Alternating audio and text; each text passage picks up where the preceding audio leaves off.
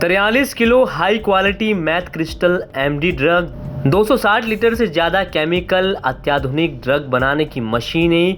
जी हाँ, ये सब मिला इंदौर के महू में। दरअसल रात गहरी थी। इंदौर की महू तहसील का थवलाए गांव हमेशा की तरह शांत दिख रहा था। बाहर से सब कुछ सामान्य था, एक साधारण मकान, बंद दरवाजा और आसपास पसरा सन्नाटा। लेकिन उस सन्नाटे के पीछे कुछ ऐसा चल रहा था जिसने पूरे मध्य प्रदेश को हिला कर रख दिया। शक की पहली कड़ी 13 फरवरी की रात मंदसौर में एक बस को रोककर जांच की गई। 2 यात्री सामान्य दिख रहे थे, लेकिन जब उनकी तलाशी ली गई तो अधिकारियों की आंखें चौंधिया गई। उनके पास से 8 किलो से ज़्यादा high quality crystal MD drug बरामद हुई। यहीं से शुरू हुआ एक बड़ा सुराग और शक की सुई किसी छिपी हुई फैक्ट्री की ओर घूमी। सेंट्रल ब्यूरो ऑफ नारकोटिक्स की टीमें तुरंत हरकत में आ गई। उज्जैन, मंदसौर, नीमच और जावरा से अधिकारी चुपचाप जुटने लगे। पूरी योजना बेहद गोपनीय रखी गई थी। रात भर निगरानी चली, फोन ट्रैक हुए, मूवमेंट पर नजर रखी गई। फिर इंदौर के महू के थवलाए गांव में सुबह होते होते टीम पहुंच चुकी थी। जैसे ही दरवाजा खुला, अंदर का नज़ारा देखकर अधिकारी भी कुछ पल के लिए सख्ते में आ गए, क्योंकि तस्वीरों में दिख रहा है घर कोई साधारण घर नहीं था। कमरों में केमिकल के ड्रम, पाइपलाइन, रिएक्टर जैसी मशीनें और लैब जैसा सेटअप मौजूद था। तलाशी शुरू होती है और हर मिनट के साथ खुलासा बड़ा होता जाता है। करोड़ों की ड्रग फैक्ट्री।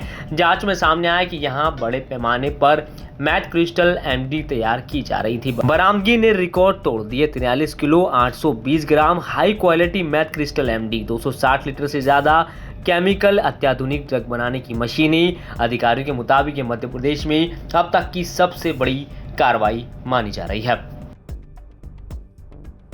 कल रात को केंद्रीय नारकोटिक्स ब्यूरो मध्य प्रदेश की टीम द्वारा मंदसौर में एक बस में 2 आरोपियों के पास से लगभग 8 किलो मैथ एमडी बरामद की गई थी, उच्च गुणवत्ता की।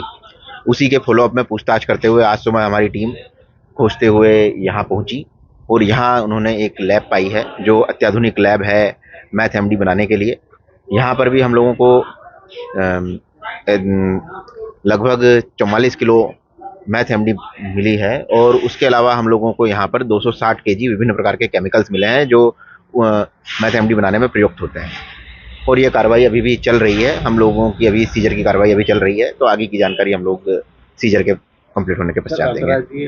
अभी हम लोगों ने किसी को गिरफ्तार नहीं किया है यहाँ पर। अभी हम लोगों की पूछताछ और कार्रवाई जैसा मैंने बताया जारी है। आगे अगर और भी कोई कार्रवाई होती है तो हम लोग आपको सूचित करेंगे। ऐसी हमारी कोई जानकारी नहीं है। हम लोग पहले ही जो लोग थे उन लोगों को मंदसौर में हम लोग पहले ही गिरफ्तार कर चुके हैं। सर, इसको लेकर जो विभाग जो है कि अन्य राज्यों और अन्य स्टेटों से, तो वो आगे की जांच का विषय है।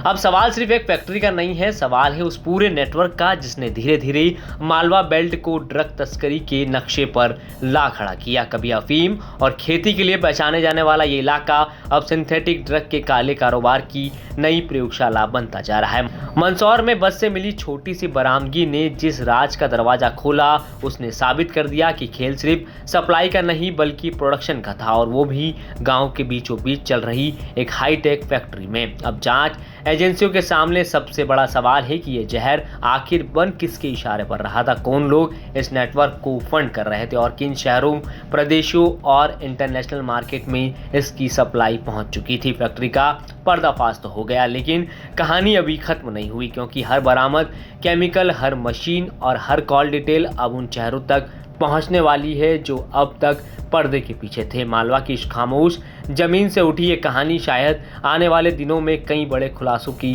शुरुआत साबित होगी। फिलहाल लगातार मिल रही फैक्ट्रियां कई गंभीर सवाल खड़े कर रही है। इंदौर से ही धर्मेंद्र कुमार शर्मा की रिपोर्ट, एनपी तक।